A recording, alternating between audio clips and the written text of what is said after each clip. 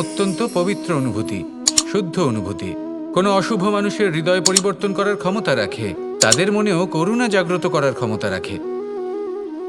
কিন্তু কিছু মানুষ এমন আছেন, কিছু পরিস্থিতি, কিছু মুহূর্ত এমন আসে যখন প্রেমে শান্ত থাকা যায় না। ভালোবেসে কিছু বোঝানোর জন্য আমি যুদ্ধ থেকে পালিয়েছিলাম। আমাকে যুদ্ধবিমুখ বলা হয়েছিল, কিন্তু তখনও যখন জরাসন্ধ বুঝতে পারল না, তখন ওকে দুটুকরো করে সমাপ্ত করতে হলো। প্রেমপূর্বক মৈত্রীর প্রস্তাব নিয়ে আমি হস্তিনাপুরে গিয়েছিলাম, কিন্তু যখন দুর্যোধনের অশুভ বুদ্ধি এটা বুঝতে পারল না, তখন আমাকে মহাভারত রচনা করতে হলো।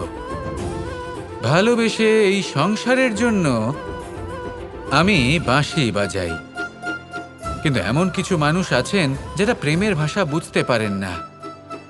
তাদের হাত থেকে এই সংসারে যে ভালোবাসা আছে তাকে রক্ষা করার জন্য আমাকে হাতে সুদর্শন চক্র তুলে নিতে হলো। এই সংসারে ভালোবাসা গুরুত্বপূর্ণ।